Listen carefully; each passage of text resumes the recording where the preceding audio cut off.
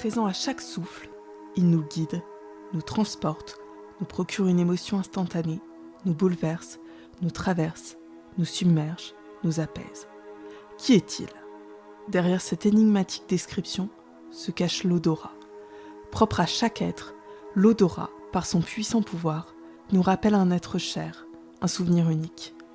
Je suis Anne-Laure Johalan, hôte de ce podcast Sens figuré. Depuis l'enfance et de manière indescriptible, j'ai ressenti intensément les émotions et les odeurs. Mon histoire personnelle est mêlée d'images, mais aussi d'odeurs, me rappelant mes origines, des galettes de ma grand-mère le mercredi midi, à l'odeur rassurante du figuier les soirs d'été. Passionnée par le pouvoir aux multiples facettes de l'olfaction et des fragrances, avec ce podcast, je pars à la découverte, avec vous, de cet univers fascinant qui recèle, à mes yeux, de nombreux mystères.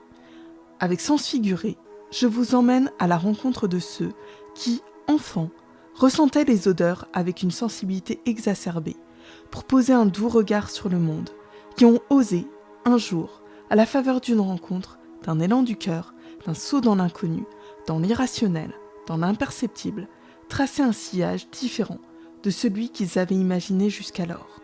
Ils ont osé faire vibrer et réveiller ce qui était présent au plus profond de leur âme, convaincus que les senteurs pouvaient transformer leur vie et celle des autres. Avec Sens figuré, je vous emmène avant tout à la rencontre de passionnés de parfums, de senteurs, de fragrances qui vous transporteront pour un voyage olfactif au cœur de vos émotions. Inspirez, sentez, ressentez et découvrez.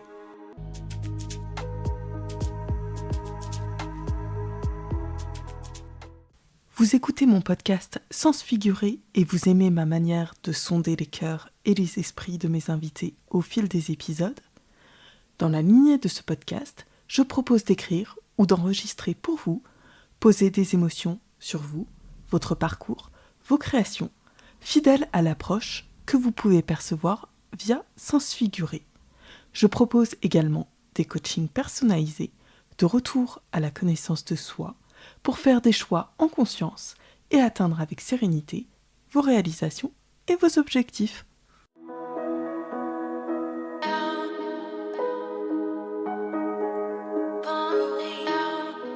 Alors même que vous venez de débusquer les œufs en chocolat dans le jardin, j'ai décidé de vous offrir un épisode spécial consacré au chocolat.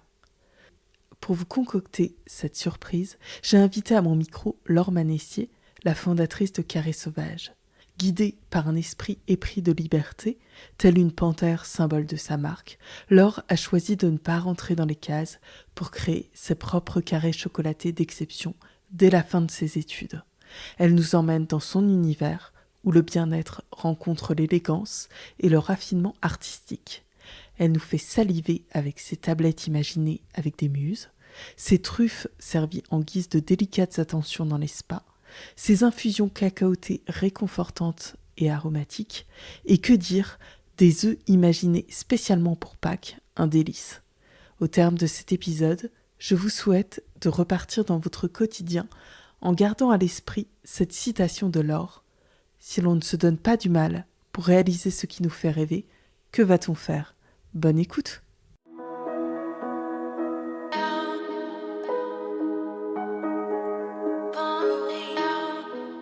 Bonjour Laure. Hello. Je te remercie sincèrement d'être la nouvelle invitée de mon podcast Sens figuré. Alors pour commencer, je vais te poser ma traditionnelle question.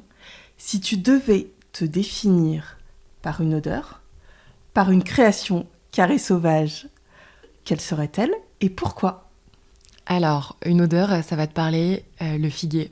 Ah, nous avons cette odeur en commun. Ouais, moi c'est une odeur qui, je trouve, où il y a quelque chose, ça fait vraiment débrancher le cerveau. Il y a vraiment quelque chose de spécial qui se passe avec le figuier. Je pensais à la framboise, mais malheureusement, ça ne sent rien. La figue, ouais. C'est vraiment incroyable. Il y a ce côté vraiment très voluptueux et solaire. C'est vraiment une odeur que j'adore. Un peu lactée. Moi, il y a quelque chose de très rassurant dans l'odeur du figuier aussi. Ouais, c'est vrai. C'est vrai, ouais, il y a quelque chose, je trouve, relaxant aussi. Je ne sais pas si dans les chimiquement quelque chose se passe, mais c'est vraiment un parfum que j'adore. Et ça t'évoque les vacances? Ça t'évoque une personne en particulier? Est-ce que tu as un souvenir particulier avec le Ça figuier? m'évoque pas une personne en particulier, mais effectivement, il y a un côté, quand je te disais solaire, été, tu peux penser à des vacances en Grèce ou le sud de la France, mais même à la campagne, Oui. on en parlait, toi en Bretagne, moi dans l'Oise, il y a un figuier. Tout de suite, c'est vrai qu'on est plongé dans la nature. Et ouais, il y a vraiment quelque chose, je trouve quelque chose un peu d'hors du temps, Ouais. et voluptueux avec le figuier. C'est vrai. Donc on va déconnecter avec le figuier, effectivement, et cette odeur rassurante du figuier. Mm. Et tu es la fondatrice de Carré Sauvage, cette magnifique marque que l'on évoquera ensuite. Est-ce que tu es tombée dans la tasse de chocolat ou dans la tablette de chocolat dès toute petite? Alors ça va te faire rire parce que je suis dans le chocolat à 2000% aujourd'hui, et pourtant je suis pas un bec sucré. Je suis plus salée que sucrée, mais en fait c'est simplement, je pense, une conception du dessert où je trouve que la pâtisserie en général est trop sucrée, Oui. alors que par exemple on parlait du fruit comme le figuier ou la framboise, je suis une fan et je peux en manger sans limite. Et donc en fait finalement je suis arrivée au chocolat par une envie consommatrice, où je suis ma première consommatrice, où il y avait ce truc de la fève de cacao, c'est un super aliment, donc pourquoi le chocolat c'est pas aussi un super aliment, et à la fois avoir ce côté hyper réconfortant, gourmand du chocolat, mais sans le côté lourd, gourmandise coupable, et vraiment garder le bon. Garder le bon. Moi j'adore, je reprends souvent la phrase de Rollinger qui dit que la restauration c'est restaurer un corps, et c'est exactement la vision que j'ai dans le chocolat avec mon approche. On y reviendra après, justement, sur ton approche qui est extrêmement intéressante. Et est-ce que tu as fait des études dans le domaine de la chocolaterie? Non, moi j'ai fait une classe préparatoire à une école de commerce, et donc milieu qui a rien à voir. Je suis passée par le contrôle de gestion chez L'Oréal. Ah oui, quand même. Merchandising chez Chanel, pareil, ça c'était des stages très financiers, galerie d'art, restauration à New York est peut-être le plus lié. Mais donc, non, envie d'entreprendre, tu vois. Quand t'arrives en classe prépa, le prof de philo nous avait demandé qu'est-ce que vous vouliez faire, et j'avais écrit entreprendre. Tu viens d'une famille d'entrepreneurs? Du tout. Ok. Du tout, ça a fait peur à ma famille de ne pas prendre le job en CDI à la sortie d'école de commerce, non. J'ai un grand-père qui était entrepreneur à succès, mais que j'ai jamais connu. Il est décédé juste avant ma naissance. Ah, donc il t'a peut-être transmis le gène. Non, ouais, c'est vrai que ça a distillé Ouais. par contre des valeurs dans la famille, où notamment mon père, c'était son père, et il disait souvent vaut mieux travailler 10 ans ou 30 ans que toute sa vie, ou quand on y croit on a fait 50% du chemin, pas mal des petits trucs, un côté très liberté, et je pense des valeurs d'entrepreneur, mais pas d'entrepreneur dans un cercle proche.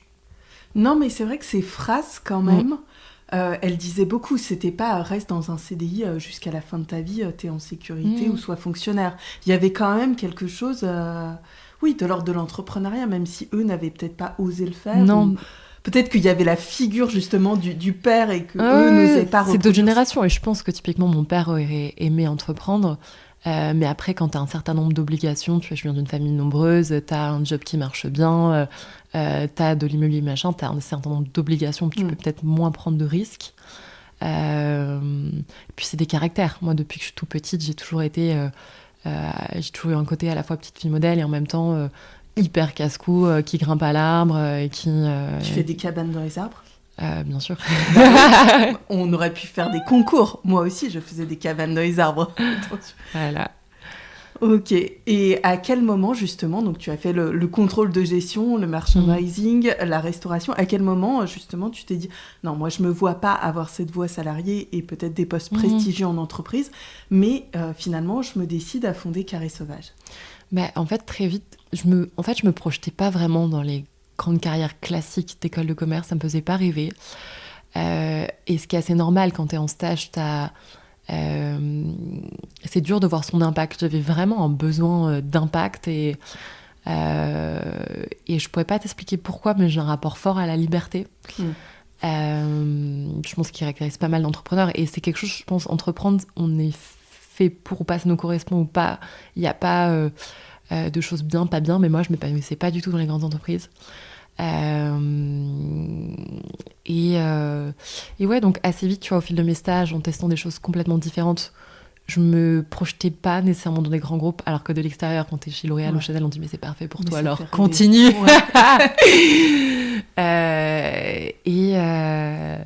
Ouais, ce côté envie d'entreprendre, pas ouais, de besoin de rêver grand, même si la réalité de l'entrepreneuriat elle est dure. Et donc c'est venu assez vite et j'avais ce projet chocolat qui était en parallèle de mes études que j'ai démarré quand j'étais en Angleterre où je faisais un Erasmus qui était aussi autour de l'entrepreneuriat. Mais après moi tu as ce côté aussi, tu peux commencer en side job à côté. Et moi je suis un peu tout ou rien, donc je me disais soit j'y vais à fond ou j'y vais pas. J'y suis allée. Et tu as bien fait. Et donc, comment tu as fait tes premiers pas, justement, dans le milieu du chocolat ou des créations chocolatées, puisqu'on reviendra après, tu ne fais pas que des tablettes de chocolat. Comment tu as fait tes premiers pas? Est-ce que tu t'es formée? Ouais. Je me suis formée avec quelqu'un qui s'appelle Chloé Doutre-Roussel, qui est une spécialiste mondiale sur le bean to bar. Bean to bar, ça veut dire de la fève à la tablette, parce qu'il faut savoir qu'en fait, en France, il n'y a que 5% des chocolatiers qui travaillent directement à partir de la fève. En général, sinon, on devrait dire chocolatier couverturier où la majorité travaille avec des pistoles, des blocs de chocolat fournis par Varona, Barry Callebaut pour les plus gros, où en fait, on fabrique pas directement le chocolat, mais on le fond, on fait des pralinées, des ganaches. Et moi, quand j'avais découvert ça, je suis partie, en fait, le point de départ, c'était le chocolat cru que j'avais découvert dans les pays anglo-saxons, qui est un chocolat fait à basse température pour garder un maximum du nutriment de la fève. C'est beaucoup plus développé dans les pays anglo-saxons? Ouais, pas trop en France, et je l'avais découvert aux États-Unis, en Angleterre. Maintenant, ça se développe un peu en France. Petit peu. Je voyais un reportage l'autre jour à la télé en disant que ça avait, en 10 ans, je crois que ça a fait x10 le nombre de chocolatiers qui travaillaient en bean to bar. En bean to bar, hein, parce qu'il y a deux spécificités. Moi, il y a bean to bar et basse température. Ok. Et effectivement, le bean to bar, c'est un peu comme le café de spécialité, ça se développe de plus en plus. Et donc moi, je m'ancre là-dedans, et ça me permet en fait de choisir vraiment chaque ingrédient qui rentre dans ma recette. Quel sucre je veux? Est-ce que je veux ou pas mettre de la léchitine? Je n'en mets pas. Je sucre beaucoup moins qu'un chocolatier classique. La qualité de ma fève.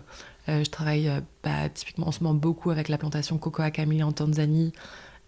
L'idée, c'est d'aller chercher des fèves qui ont une très belle palette aromatique, où j'ai pas besoin de les surtorréfier ou les brûler parce qu'elles sont déjà un goût qui est hyper intéressant à l'état brut. Et ouais, ça me permet vraiment d'avoir un travail hyper sensible. C'est pour ça aussi que je sais que tu es beaucoup sensible à l'univers du parfum. Je fais souvent le pendant d'un parfum au chocolat. Parce qu'en fait, tu as deux ingrédients essentiels pour faire du chocolat, ta fève et ton sucre. Déjà là-dessus, tu as plein de paramètres d'ajustement selon l'origine de la fève, la façon dont tu travailles, pareil le sucre. Et ensuite, t'as un paramètre de jeu qui est vraiment infini quand t'ajoutes les épices, les fleurs, les oléagineux. C'est un terrain de jeu vaste. Ouais. Et c'est ce qui me plaît. Et donc, tu t'es formée avec cette femme. Et tu as appris les techniques. J'ai appris les bases avec Chloé. Les bases, mais vraiment d'un puriste du bean to bar. Et après, je me suis formée sur le tas, où j'ai fait déjà le premier chocolatier qui m'a accompagnée sur les débuts. Il m'a laissé son labo. Parfois j'étais seule le week-end, je me disais mais il est pas du tout Charlie raisonnable. Charlie et la chocolaterie. Donc c'est très empirique. J'ai fait pas mal de stages des copains chocolatiers où t'apprends les techniques des uns, des autres. Et la méthode entre grands guillemets classique bean to bar, parce que c'est déjà très niche le bean to bar.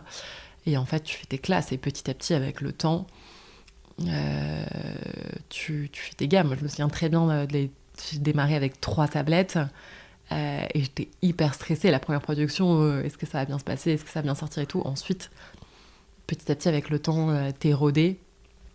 Et en même temps, moi, j'adore ce côté challenge où t'as toujours des choses à aller chercher. Mais si je fais la toute première collection, t'avais un noir épuré, t'avais un chocolat au lait avec des grands guillemets vegan, où en fait, c'était avec de la purée d'amande. Il y avait 20% de purée d'amande dedans qui donnait le côté très doux, très rond, très lacté. Et un crunchy avec des inclusions de riz torréfié, fruits secs, jeu de texture, quoi. Oui, donc déjà, c'était assez audacieux, finalement, dans les recettes. Ouais, parce que ça s'inscrivait dans... J'ai démarré avec une campagne de crowdfunding, et c'était se faire du bien, manger du chocolat, avec un chocolat cru, donc Maintenant, je dis plutôt basse température parce que cru, c'est pas tout à fait vrai parce que cru, c'est en dessous de 45 degrés et t'as une phase quand même de débactérialisation qui dure une dizaine de minutes où t'es plus autour de 60, enfin t'es à un peu plus forte température, mais t'as pas de torréfaction du tout, moi, dans mon processus. Ok. Et donc, ouais, c'est cette idée, comme je te disais, vraiment de garder un maximum d'antioxydants, de vitamines, de minéraux, et d'avoir vraiment ce côté superfood dans le chocolat. Oui, et c'est vrai que ça se ressent déjà, même aussi dans tes collaborations. Quand on voit ton site internet, tu fais par exemple des poudres de chocolat avec du collagène aussi. Les truffes, qui sont excellentes. Inner Glow. Moi, j'avais cette image des truffes un peu...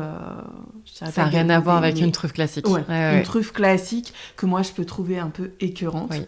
Et je t'avoue, je me suis dévouée et j'ai vraiment une grande implication dans ce podcast. Donc, ce qui fait que j'ai commandé des truffes, vraiment pour en parler. Et déjà, dans les dimensions, elles sont toutes petites, ce qui est très bien parce qu'en bouche, c'est moins écœurant qu'une truffe habituelle.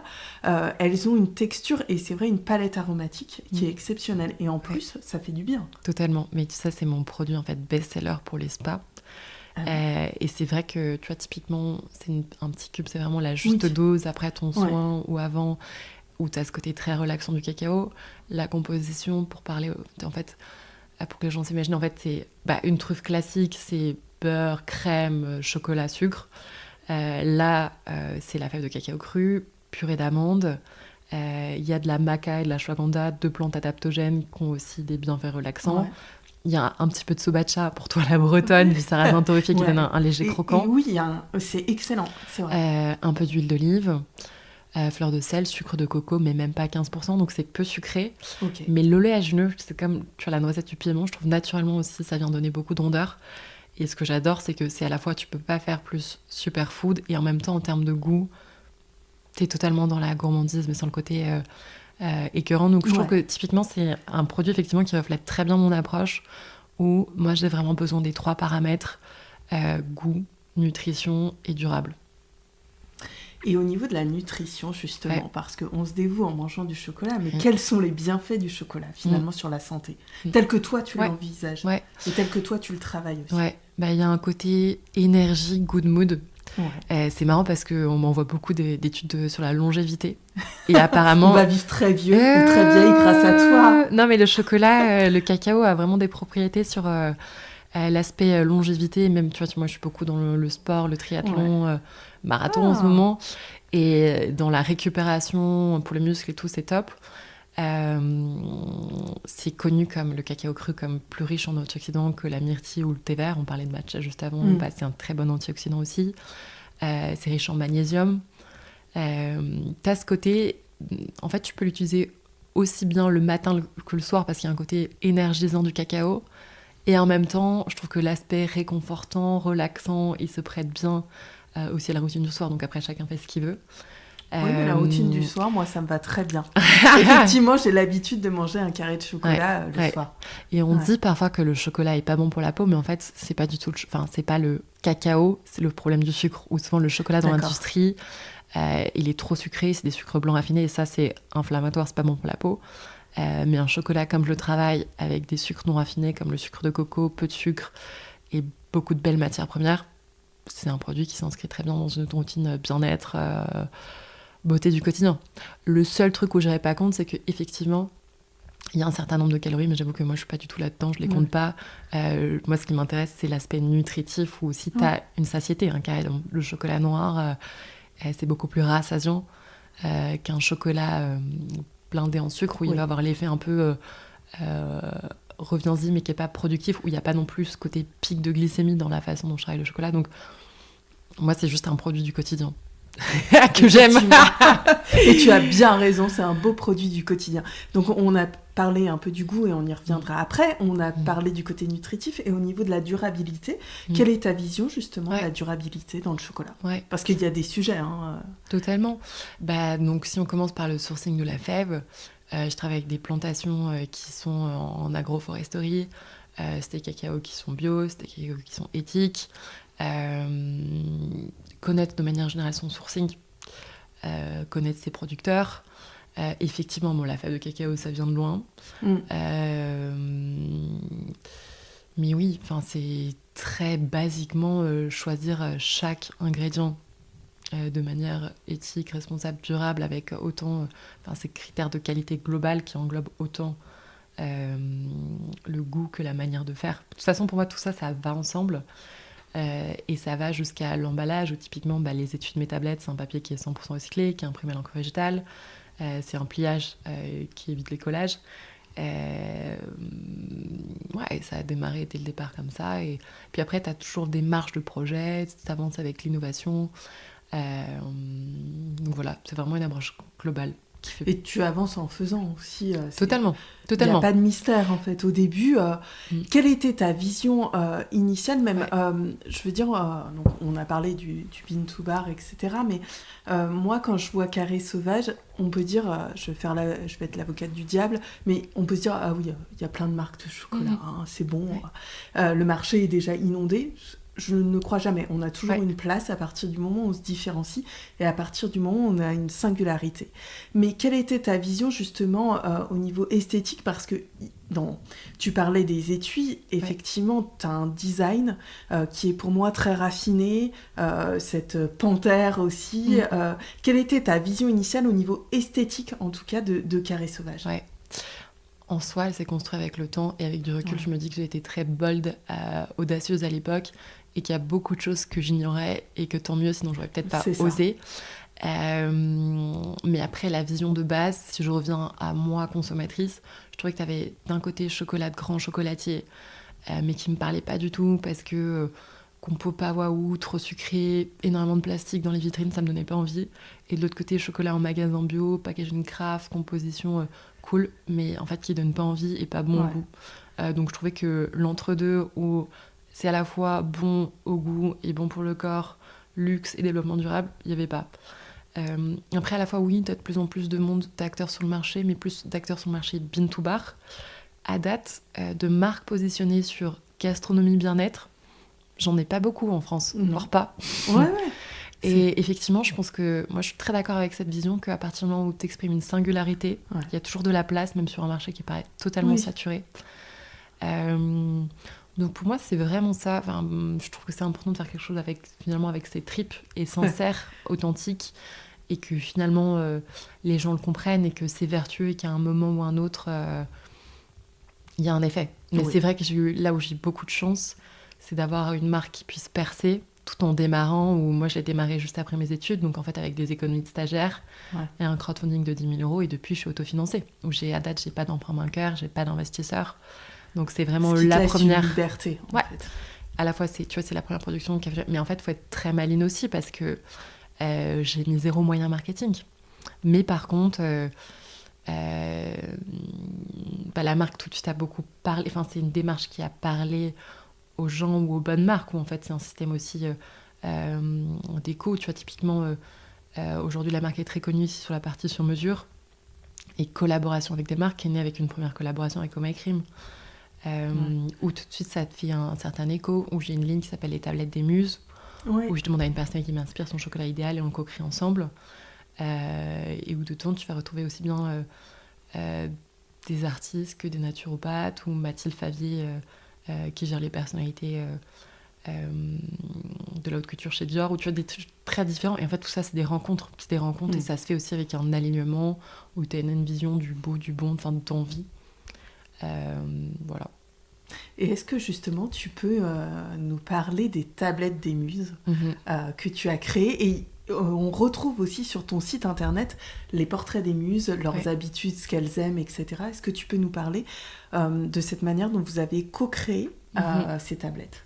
Laquelle ? Il faut que tu choisisses pour moi, parce qu'il y a un petit palmarès. Celle qui pour toi... Alors, je vais pas te dire celle que tu préfères, mais je sais pas, avec Mathilde Favier, par exemple. Avec Mathilde, on est parti sur la pistache et l'envie d'un chocolat presque salé, où Mathilde, elle est très sensible au bien-être, et en même temps, c'était un peu la tablette de la parisienne. Tu as aussi la question sur quel format tu pars. Typiquement, l'idée de la tablette, là, c'est l'élément du quotidien que tu peux facilement mettre dans un sac. Mathilde adore la pistache. En soi, on était entre deux pistes, soit la pistache, soit quelque chose qui est plus axé à fond de graines, courges et compagnie, qui aurait pu être très chouette aussi quand tu pousses. Pistache, en fait, c'est dur à travailler. C'est un truc qui est très... Ah ouais. C'est un truc dont on parle beaucoup dans le chocolat, mais qui est dur parce que quand tu la travailles sans arôme, le cacao peut vite prendre le pas sur la pistache. Donc, tu vois, typiquement, moi, je l'ai expérimenté avec les bouchées à la pistache qu'on a fait avec Faten. Donc, on pourra reparler après. Et là, ce que j'ai fait pour la tablette avec Mathilde, j'ai mis 20% de purée de pistache, en fait, de pistache entière, mais texture purée parce qu'elles sont broyées avec les fèves. Ok. Donc, dans la base, tu as 20% de pistache avec tes fèves de cacao, un peu de sucre de coco, beurre de cacao, et c'est tout pour la base. Et tu retrouves la pistache légèrement torréfiée en topping avec une fleur de sel. Moi, j'aime bien ce côté. Donc, tu as le in-out aussi. C'est vrai que je joue pas mal aussi sur les toppings parce que j'aime bien l'aspect visuel. Et ça te permet d'avoir à la fois le croquant de la pistache et le côté, tu as une texture qui est assez fondante, qui est assez ronde, où tu tombes pas non plus sur le trop sucré. Et ça, c'est clairement une association qui marche hyper bien avec la petite fleur de sel qui relève le tout. Donc, t'es allé sonder ses goûts, vous avez fait des tests. Il y a des... Alors, parfois, c'est plus ou moins rapide. Oui. Avec Mathilde, ça a été très rapide. Tu vois, on a pris un café, on a évoqué ses goûts. J'ai fait des tests et il se trouve que dès le premier test, c'était validé. Et il y en a d'autres sur lesquels, il y en a d'autres sur lesquels j'ai pris des mois et des mois. Par exemple, avec Christina Bazin, on était partis sur la fleur de pois bleu, sur un chocolat blanc vegan. Et j'avais un problème, c'est que je voulais que le chocolat soit bleu flash. Or, la fleur de pois bleu, quand tu la mets dans de l'eau, elle est bleue. Mais sur une base gras, t'as pas d'eau dans le chocolat, c'est gris. Ce qui est beaucoup moins sexy. Non, et finalement, l'astuce, j'ai utilisé aussi de la spiruline bleue. C'est ce que je pensais. Voilà. Mais qui est bonne pour la santé aussi, la spiruline. Qui est hyper intéressante. Et puis après, faire un chocolat blanc vegan. Là, je ressors bientôt une nouvelle création qui a un chocolat blanc vegan. C'est très dur à faire. Enfin, c'est très dur à faire. Là, j'ai une recette qui me plaît énormément, qui sortira bientôt, en collaboration avec un autre acteur. Mais oui, ça, tu vois, typiquement, c'est plus dur parce que le chocolat blanc, de base, c'est moins mon truc. Après, une fois que tu as ta base, c'est plus facile. Tu peux jouer comme cette histoire de l'oléagineux dans le chocolat. Une fois que tu as une recette très équilibrée qui marche bien, passer de la noisette à l'amande ou la pistache, a priori, ça va bien marcher. Et après, ça se teste. Oui. Moi, j'avais goûté, justement, c'était au dîner de Carnet Goguette de Sophie Gauthier. Tu nous avais fait une expérience, donc on avait goûté à l'aveugle des chocolats. Et moi, celui qui m'avait marqué et que j'aimais beaucoup, c'était le chocolat au thym. Ok. Mais ça, je pense que c'est une création que j'avais fait pour Casa Liferuli, une maison en Sardaigne. Ah, c'est possible. Et là, c'est vraiment le thym... thym romain, enfin, c'était vraiment les plantes aromatiques cueillies dans le jardin. Il y avait de la myrte. C'est vraiment ancrage local pour une maison. Je fais pas mal de choses aussi pour des hôtels. Ouais. Tu vois, typiquement Fontenay, c'est avec l'huile d'olive des domaines de Fontenay. Ça, c'est assez chouette aussi à faire. Mais c'est un peu pour moi, en fait, tu vois, le même principe que ce soit une collaboration, création sur mesure pour une personnalité privée, une marque ou un hôtel, un lieu physique. Tu décortiques une ADN, en fait. C'est ça. Tu la transcris. Ce que je ressens chez toi, c'est l'envie de capter en fait chez quelqu'un ce qui l'anime, ses goûts, peut-être des goûts qui sont liés à des souvenirs d'enfance, à quelque chose de réconfortant, à des émotions, etc. Donc effectivement que tu retranscris dans des tablettes qui sont des collaborations avec des personnes ou des lieux. Et moi, je t'avais découverte justement via tes collaborations avec l'hôtel Hoy. Okay. À Paris, effectivement, et tu as cheminé comme ça avec plusieurs spas, hôtels ou même lieux de wellness finalement. Totalement, et c'est vrai qu'il y a une grosse partie des créations. J'ai énormément bossé avec la cosmétique, soit le parfum ou vraiment marque de beauté in and out, où je pense que ça c'est atypique aussi pour un chocolatier, mais tu as beaucoup, en fait, finalement, Carré Sauvage, ça mêle beaucoup un univers lifestyle, mode, voyage, cosmétique. Enfin, il y a un peu de tout. Et c'est marrant ce que tu me disais parce que avant de faire une école de commerce, moi je voulais être architecte et c'est un truc qui m'appelle toujours. Et je pense qu'il y a ce côté aussi pareil. Je trouve que c'est fascinant, ce côté décortiquer une ADN, un lieu, l'espace de vie, la façon dont ton quotidien finalement, c'est des paramètres sensibles. Oui, oui. Et la manière dont tu captes en fait les choses dans le métier d'architecte ou dans l'architecture, tu vas capter l'essence d'un lieu. Là aussi, pour créer ta tablette... Mais si tu comprends pas, tu vois, quand que tu composes pour un hôtel ou un particulier, si tu comprends pas la façon de vivre des gens, leur envie, ça marche pas. Oui, si tu vas chercher dans un univers qui est totalement différent, ou si tu ne respectes pas ce qu'ils sont, ou si tu n'arrives pas à avoir cette sensibilité, effectivement, pour capter, ça va être compliqué. Ou ça va... Oui, il y a quelque chose qui va être de l'ordre du désalignement, effectivement. Donc, on a parlé un peu de tes créations sur mesure, et là aussi, les fêtes de Pâques arrivent. Donc, effectivement, c'est une période traditionnelle. Il y en a plusieurs. Il y a Noël. Il y a la Saint-Valentin aussi, je pense. Oui. Peut-être un peu moins. Et il y a Pâques, qui sont quand même les temps forts dans le milieu de la chocolaterie. Est-ce que tu peux nous parler de ta création qui fait saliver actuellement, je vais la montrer, de tes œufs qui me font saliver, moi, sur Instagram. Ouais. J'ai créé 2 œufs différents pour cette année. Et c'est la première année parce que moi, j'avais aussi la problématique de comment est-ce que tu crées des œufs qui puissent voyager. Et la solution, c'est des œufs pralinés fourrés. Puisque comme c'est plein à l'intérieur, ça ne se casse pas. C'est ça. Donc là, tu as une boîte 4 œufs. Les peanut butter egg. Oui. Et eux, tu as une coque noire 85% mon grand cru. D'accord. Et à l'intérieur, c'est un praliné peanut butter. En fait, tu as 65% de cacahuètes légèrement torréfiées. C'est une texture fouettée qui va être assez aérienne, dans laquelle on rajoute des éclats de cacahuètes. Et c'est vrai que j'avais encore jamais fait de création à la cacahuète. Et l'association cacahuète-chocolat, ça marche plutôt très bien. Et ouais, lui, il est vraiment chouette parce que pareil, t'es sur quelque chose qui est pas trop sucré, qui est hyper gourmand. Et c'est un format qui est rigolo aussi, même pour les enfants, parce que là, c'est vraiment le format œuf de poule. C'est une boîte d'œufs de poule. C'est une vraie boîte à œufs, comme on va la chercher dans le commerce, etc. Et puis, t'as un œuf qui est plus gros. Alors, ce qu'il faut dire pour l'un comme pour l'autre, ça paraît rien, mais c'est énormément de travail parce que mine de rien, t'as fait ton chocolat au préalable, donc t'as plus de 48 heures pour faire ton chocolat bean to bar. Okay. Ensuite, tu fais ton praliné. Et ensuite, tu fais tes œufs, ton montage. Et j'ai posté une vidéo juste avec le montage, la partie des œufs. Mais mine de rien, tu fais une première coque chocolat. Ensuite, tu vas fourrer avec ton praliné. Tu sautes un deuxième passage en machine pour fermer tes œufs. Ensuite, tu vas faire un petit fini, un peu glaçage pour avoir le look qui va bien. Il y a une vidéo sur le compte Instagram qui montre assez bien la fabrication et je trouvais ça chouette d'emmener les gens aussi en production parce que ça reste c'est un métier hyper artisanal, très manuel, qui demande énormément de temps. Et en même temps, moi, je trouve que même...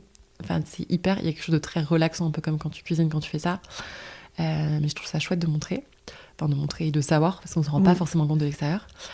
Du temps que ça prend. Et l'autre création, c'est un œuf de taille moyenne qui fait à peu près ça.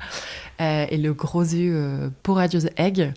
C'est un peu un mélange de 2 de mes best-sellers, la tablette Pécan Tonka et la tablette Poradios. Et donc la coque en chocolat, c'est Poradios, c'est un chocolat noir avec du collagène marin et céramosite TM. Donc c'est vraiment l'œuf belle peau qui prend soin de la peau. Voilà. Et t'as une couche de praliné Pécan Tonka qui est enfermée entre 2 couches de chocolat.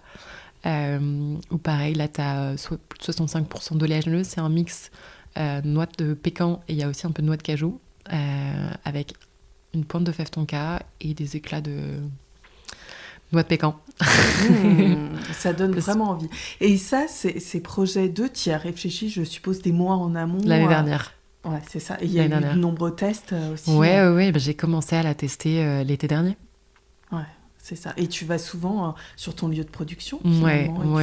Régulièrement. Après, les tests, je les fais chez moi, les premiers tests. Et c'est vraiment ma partie préférée, de faire les associations d'ingrédients différents où ça part d'une base Excel avec des proportions que je vais tester. Et ensuite, on se fait un vrai test en production. Et puis, tu as certaines choses qui demandent plus ou moins de temps, ou si c'est simplement une base noire avec un topping, maintenant, j'ai presque plus besoin de la tester, tu sais à peu près. Et directement, c'est un test production pour voir comment ça rend, même avec le visuel aussi. Et d'autres qui sont plus complexes quand tu sors. Et c'est là que tu te dis quand même, j'ai progressé. Maintenant, il y a des choses qui me stressent moins et sur lesquelles Totalement. je suis plus sûre de moi aussi. Ah oui, mais ça n'a rien à voir. Là, ça fait plus de 5 ans, je suis dans la 6e année. Les débuts aujourd'hui, ça n'a rien à voir à tout point de vue. Et ça va mieux. Maintenant, tu prends vraiment du plaisir et t'es moins dans le stress. Ouais, j'ai toujours pris du plaisir, mais c'est 1000 fois plus fluide. Et heureusement, parce que tu pourrais pas avec la charge globale qui a énormément monté, mais qui est finalement presque plus légère parce que je suis très bien entourée, autant par les équipes production que moi je marche beaucoup avec des freelances qui m'accompagnent sur la partie graphisme, l'aspect même financier. J'ai une DAF qui est externalisée, ça c'est génial. Enfin, c'est génial parce que tu peux avoir des gens extrêmement compétents qui t'entourent.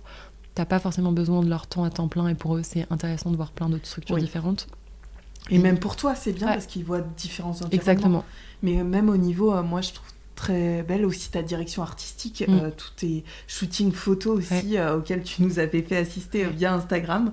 Les œufs dans les coquetiers, c'était extrêmement beau. Enfin, je trouve que tu as aussi un univers visuel qui est extrêmement intéressant et aussi différenciant de ce qu'on peut voir habituellement.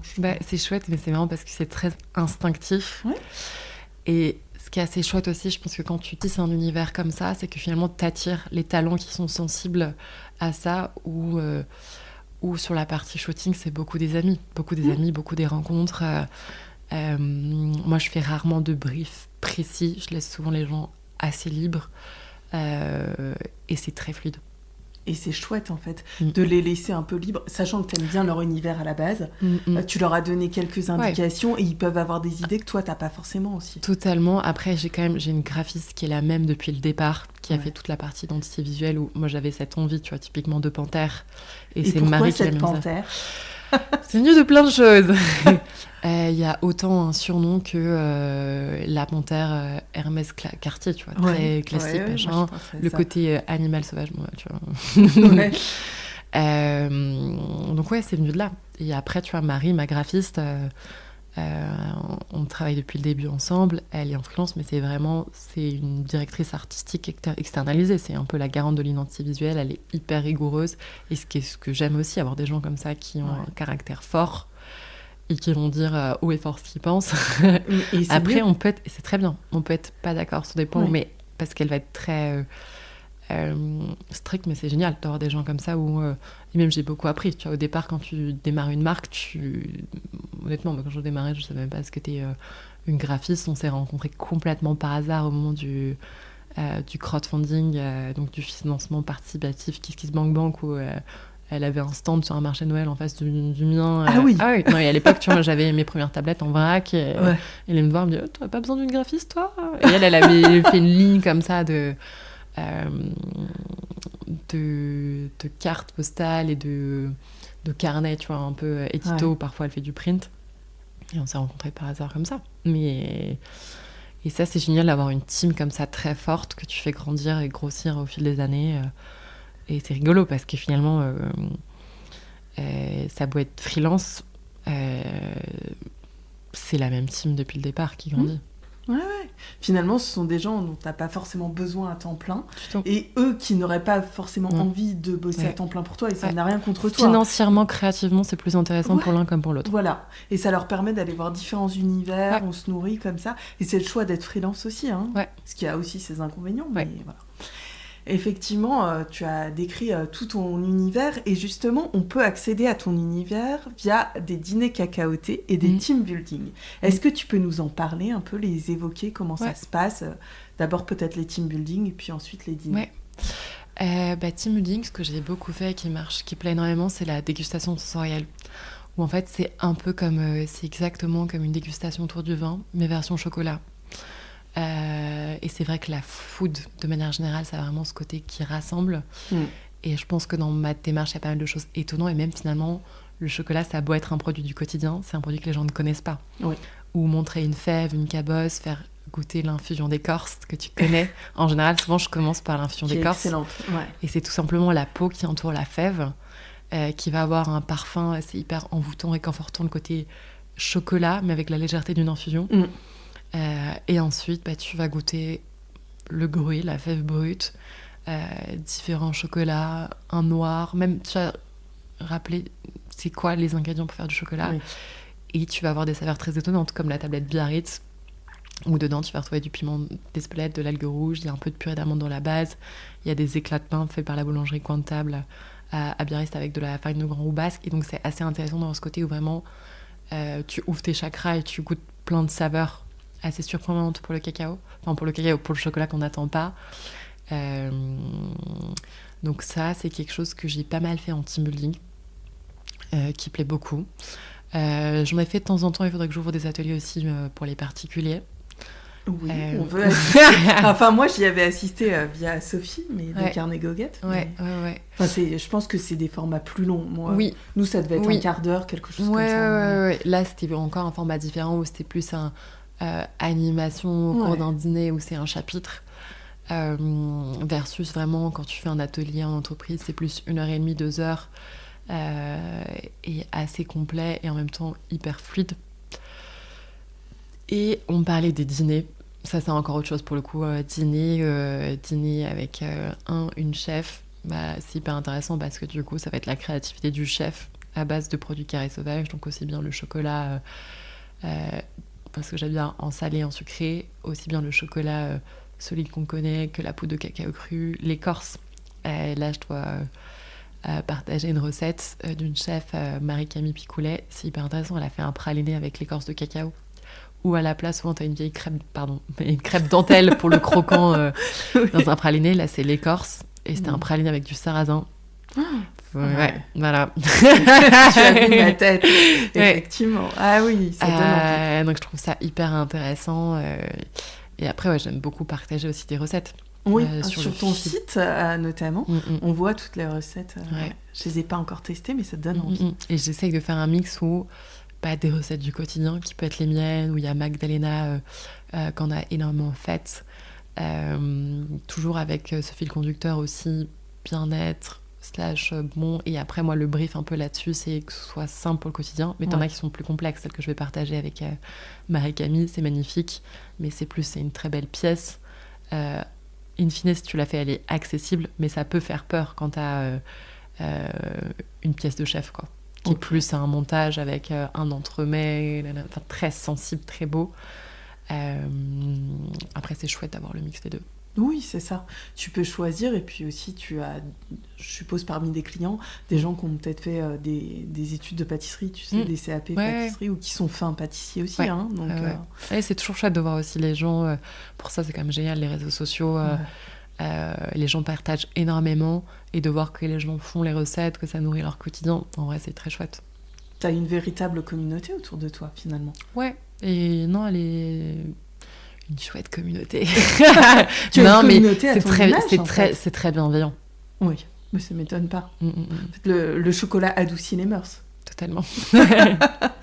Et tu as évoqué un peu Faten, qui sera une de mes prochaines invitées. Le podcast sera diffusé après le tien, mais il est déjà dans la boîte. Comment vous avez collaboré avec Faten, justement ? Ouais. Avec Fatem, j'aime beaucoup son travail. Elle travaille autour des purées d'oléagineux, mais c'est presque un raccourci de dire ça, parce qu'elle fait des associations tellement étonnantes. C'est la fondatrice de Crème des Crèmes. Puisque nous, on évoque Faten. Voilà, Faten, la seule monde la connaissait. Oui. Il y a deux choses, mais je trouve pour tout, t'as le produit et la personne. Oui. C'est comme quand tu vas dans un très bon restaurant, t'as le service, il joue aussi. Et Faten, elle a une personnalité hyper solaire, rayonnante, méditerranéenne, généreuse, qu'on adore. Et donc on s'entend très bien. Et ces produits, j'adore, moi, les gens qui ont des univers comme ça, qui vont sourcer des super produits et te font goûter des choses que tu n'as jamais goûtées. Oui. Et en ce moment, on travaille sur 2 choses ensemble. J'ai créé des bouchées pour les spas, pour Dior. Et je devais choisir une plante dans l'herboristerie Dior. Je suis partie sur la rose et j'utilise une purée de bourgeons de rose comme fait Faten. Et c'est génial parce que la rose, ça peut être vite chiant. Voire récurrent. Ouais, et là, ça apporte quelque chose de très de fruité, un peu acidulé, qui est hyper intéressant. Et il y a la bouchée panthère pistache qu'on a fait ensemble avec la purée de pistache de Faten, que je recommande de goûter à l'état pur. voilà, c'est une chouette personnalité qui m'inspire et c'est mutuel et ça fait partie aussi pour moi d'un écosystème où on s'entraide énormément, qui je trouve hyper chouette. Oui, c'est vrai. Ça permet de rencontrer des chouettes personnes et en plus, Faten a une créativité hors norme. Et très bien, on a parlé de toutes tes créations. On peut les retrouver sur ton site internet, Carré Sauvage. Mais où peut-on les retrouver dans des boutiques physiques, par exemple ? Écoute, c'est un gros sujet, hein, parce que là, je me suis dit 2026, go, vas-y, retail. C'est un de tes objectifs. Ouais, c'est très récent, hein, ça date de ce mois-ci, parce que, comme je te disais, caractère très libre, la boutique physique. Oui, et puis aussi, c'est du cash, comme je dis. Mais donc, ouais, j'aimerais beaucoup ouvrir une première boutique Carré Sauvage à Paris. Donc là, tu nous lâches un scoop. Ouais, totalement. Tu envoies ton vœu dans l'univers. Totalement. Ah là, j'envoie. Là, depuis que j'ai décidé, j'envoie. Tu as raison. Je suis très, action. Une fois que c'est décidé, c'est... Il faut y aller. Ouais. C'est notre côté lore, peut-être. Tu vois, on a notre côté lore toutes les deux. Oui. Pour avoir une expérience Carré Sauvage vraiment complète, où tu puisses retrouver... prendre ton infusion d'écorce, un très bon chocolat chaud. C'est bête, hein, mais boire un très bon chocolat chaud à Paris, je n'ai pas l'adresse. Mais ouais, parce qu'en fait, tu peux faire, même juste avec de l'eau, du chocolat, des petites choses à grignoter. Mais vraiment, tu vois, je pense une offre très simple où tu as le très bon cookie, le très bon fondant, des basiques, version Carré Sauvage, et aussi faire des guest chefs de temps en temps, ou même, tu vois, on pourrait très bien faire un pop-up ou des choses avec Faten, totalement. Ouais. Donc ça, et puis après d'ici là déjà qui va se réaliser dans incessamment sous peu, tu parlais de l'hôtel Oi où tu as découvert Carré Sauvage. Là je fais faire un mobilier par un menuisier pour avoir vraiment un corner Carré Sauvage. D'accord. Donc comme ça tu pourras vraiment voir toute la collection, pas juste les tablettes mais aussi les bouchées fourrés, les boissons, et donc ça te fera un premier point à Paris. Ok. Où tu pourras donc tout avoir. 9e arrondissement, rue des Martyrs. Oui. Voilà, un très chouette endroit. Et je trouve que c'est intéressant aussi à explorer ce côté corner dans des hôtels ou des lieux. Parce qu'après, en termes de distribution, tu retrouves la tablette lait de brebis et Grand Cru chez Adriano Panevivo. Mais c'est plus, tu vois, chacun a sa sélection et t'as pas un endroit où t'as tout. Ouais. Donc ça, c'est un axe aussi de travail parce que c'est vrai que c'est un produit physique. Moi, la première, j'aime bien aller chercher... en physique les produits que je mange et c'est vrai que quand parfois t'as envie de chocolat et t'en as envie maintenant une envie irrépressible de chocolat donc Oi bientôt pour tout avoir à Paris et d'autres projets à suivre. On suivra. Mais c'est vrai qu'à date le e-shop c'est vraiment le lieu où il y a tout et c'est hyper rapide. Vous pouvez choisir l'option chrono ou colissimo. Les frais de port sont offerts à partir de 49 €. Tu nous le vends bien. Non, et en fait, c'est efficace. Enfin, c'est efficace. Mais ça sera encore mieux, c'est sûr, avec un lieu où tu peux même goûter. Mais ça permet aux gens qui sont en province ou en région c'est ça. Aussi Non, mais c'est ça. En soi, le site livre partout en Europe et même... monde quand il n'y a pas de trucs spéciaux comme actuellement Dubaï, non. Mais sinon... c'est une option pour être livré partout. On suivra ça et tes projets avec attention. Et justement, moi, il y avait quelque chose qui m'avait interpellée quand on avait échangé par mail. Dans ta signature de mail, tu as une phrase qui est « Si l'on ne se donne pas du mal pour réaliser ce qui nous fait rêver, que va-t-on faire ?» Mais j'adore cette phrase. Moi, elle m'a interpellée et je l'aime beaucoup aussi. Comment as-tu eu l'idée de mettre cette phrase dans ta signature de mail ? Et est-ce qu'elle provoque des réactions ? Qu'est-ce qu'elle incarne pour toi ? Enfin, est-ce que tu peux nous parler de cette phrase, s'il te plaît ? C'est chouette, c'est rigolo que tu l'aies relevée parce que même moi, tu vois, j'y fais plus attention et pourtant, elle est dans ma signature automatique de mail. Donc, en fait, je l'envoie tous les jours, tout le temps. Oui, mais ça devient ton paysage, finalement. Et j'aime beaucoup parce qu'en fait, ça rappelle la vie est courte. Qu'est-ce que tu veux en faire ? Et j'adore ce côté, mais... quoi d'autre faire dans la vie sinon avancer pour réaliser des rêves, se donner... En fait, finalement, c'est se donner les moyens d'eux. Ça revient à rêve et action. T'as envie de quoi et comment est-ce qu'au quotidien, tu travailles à ça ? Pour moi, il y a le côté aussi, la vie est courte, ce côté aussi, jouir de chaque instant. C'est pas toujours facile, la vie, mais où est-ce que tu vois le beau ? Comment est-ce que dans chaque situation... tu vois le verre à moitié plein et tu profites de plein de petits détails et de plein de choses. Et ouais, elle me parle vraiment beaucoup, cette phrase, dans ce... J'aime bien la formule, parce qu'il y a le côté un peu... ouais, c'est un peu à quoi bon vivre si ce n'est pour réaliser à quoi il y a... Si l'on ne se donne pas du mal pour réaliser ce qui nous fait rêver. Ouais, Que va-t-on faire ? Ouais, que va-t-on faire ? La formule, non, la formule me parle beaucoup. C'est une citation ? C'est un peu une urgence à quelque part à réaliser ses rêves ? Ouais, et à bien vivre, Je pense que ça me parle d'autant plus ces dernières années pour basculer. Si je bascule un peu dans le perso aussi, moi j'ai une sœur aînée qui est handicapée et qui, au même âge que moi, a passé pas mal de temps à l'hôpital. Et donc quelquefois, quelque part aussi, ça te donne la conscience de j'ai une bonne santé à la fois physique et mentale, et c'est une chance. Ouais. Et ça, parce que ça, c'est comme, tu vois, tu t'en rends compte quand tu te foules la cheville ou tu dis machin, ou des choses comme ça, et d'être conscient de la chance d'être vivant. C'est ça, et en bonne santé. Ouais, c'est hyper important. Enfin, c'est pas donné, et ouais, c'est marrant, tu vois, j'ai un peu quelque part ouais, j'aime bien ce côté urgence de bien vivre, tu vois, de pas et de chaque jour profiter de la vie. Effectivement, moi aussi, c'est quelque chose qui me parle beaucoup, et pour des raisons personnelles aussi. Et tu vois, c'est marrant, quand je me souviens quand je débutais, souvent on me disait, ou même toujours parfois les gens peuvent se dire bon courage, et j'aime pas trop cette phrase parce que t'as l'impression que tu vas faire un truc hyper pénible alors que t'as choisi un métier passion, et peut-être que tu suis un petit peu, mais c'est pour atteindre un objectif. Et je trouve que quand t'as un objectif derrière qui est plus grand, en fait, tu vois pas la difficulté. Enfin, ok, tu la traverses, mais tu mets un pied devant l'autre, et quelque chose de tellement gratifiant à la fin. Et moi, je trouve ça vraiment important, que ce soit un projet entrepreneurial ou autre, de réfléchir au but, d'être aligné. Et quand t'es aligné, et quand c'est quelque chose qui te parle, après, c'est la façon de fonctionner de chacun. Moi, je me suis aperçue vite que travailler pour faire quelque chose qui me parle pas, et c'est mon expérience aussi grande entreprise, je sais pas faire. Mon cerveau même se débranche. Ouais, tu te fanes en fait. Ouais, totalement. Ok. Et au quotidien, comment tu réactives justement ce plaisir, ce rêve ? Parce que on avait annulé, et c'est pas du tout un reproche, mais le rendez-vous, parce que tu m'as dit alors je suis sous l'eau, et je lui ai dit le podcast doit être aussi un moment pour toi, donc tu peux avoir ça. Ce matin tu me dis j'ai la compta, la finance, dans tout, et puis il fait pas beau aujourd'hui, on peut vite se perdre dans ce brouhaha ou dans ce quotidien. Comment tu te fais des rappels réguliers aussi ? Ouais. Dans le quotidien, moi, il y a des petites choses qui me donnent de l'énergie, comme la cuisine. En soi, j'adore manger. Cuisiner, tu vas démarrer avec un bon petit déjeuner le matin, tu pars sur le bon pied.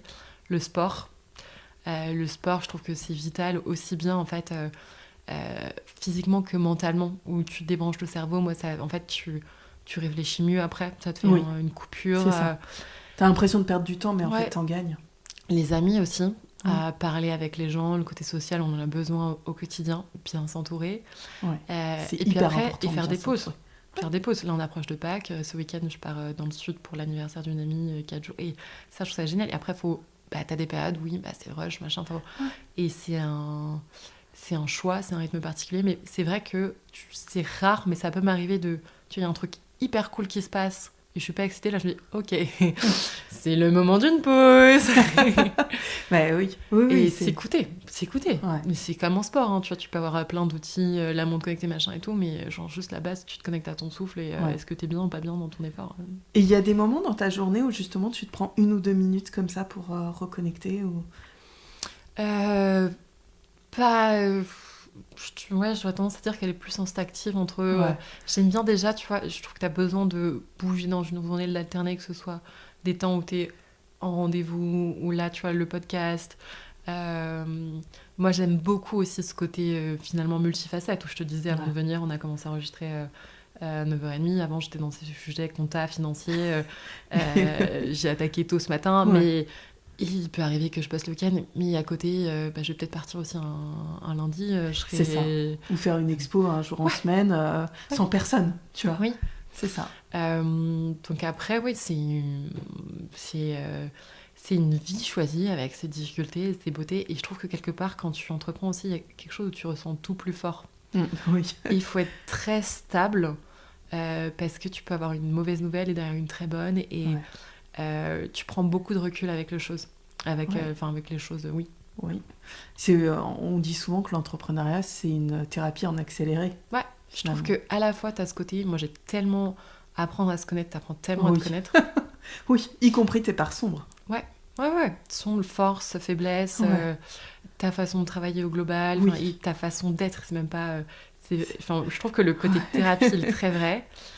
Et sur le côté financier aussi, c'est très relatif. Quand tu démarres, des montants te paraissent énormes, 2 ans plus tard, ces montants te paraissent tout petits, et d'autres te paraissent plus... Enfin, c'est assez fou. Et je trouve que il y a vraiment ce côté, effectivement, où tu grandis aussi en termes d'expérience en accéléré.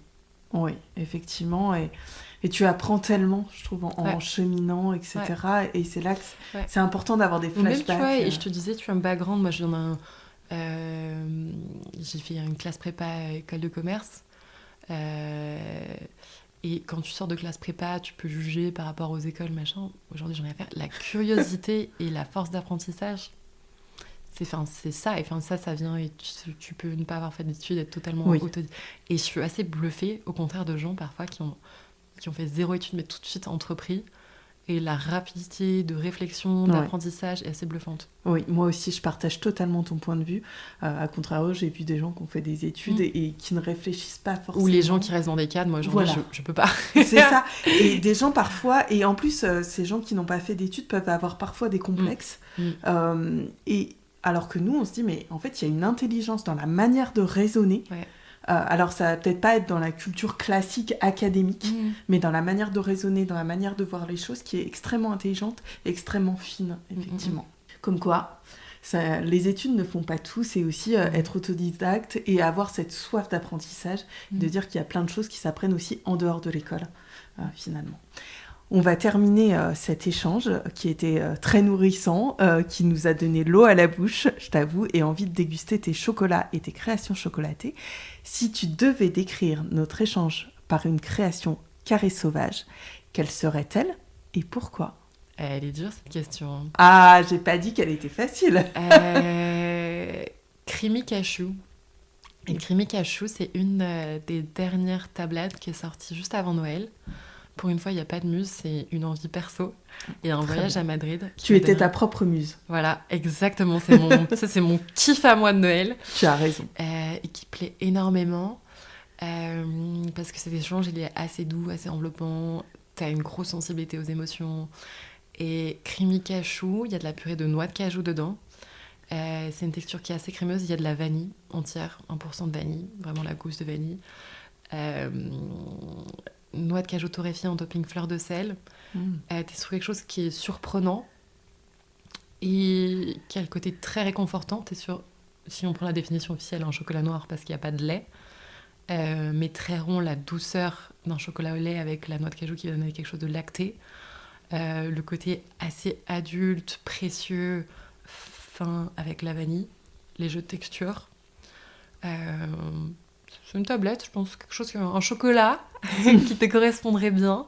Et je pense qu'il te plairait beaucoup. Ah, donc à la fois surprenant et à la fois doux et réconfortant. Ouais, il y a quelque chose de très enveloppant, comme on parlait du figuier aussi.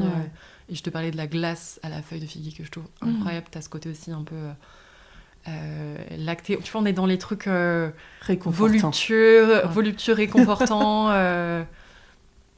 Sympathique. Merci Laure, on va terminer cet échange réconfortant et sympathique. Je te remercie Laure. Merci à toi. Cet épisode vous a plu ? Je vous remercie sincèrement de l'avoir écouté. N'hésitez pas à en parler autour de vous et à me laisser 5 étoiles et un avis sur votre plateforme d'écoute. Vous souhaitez en savoir plus sur l'invité de cet épisode ? Rendez-vous sur la page Instagram de Sens Figuré ou sur mon site internet Lisez, en lien en description de cet épisode. Ensemble, sentons pour que l'olfaction devienne la boussole puissante de nos intuitions sur les êtres que nous sommes et qui nous entourent.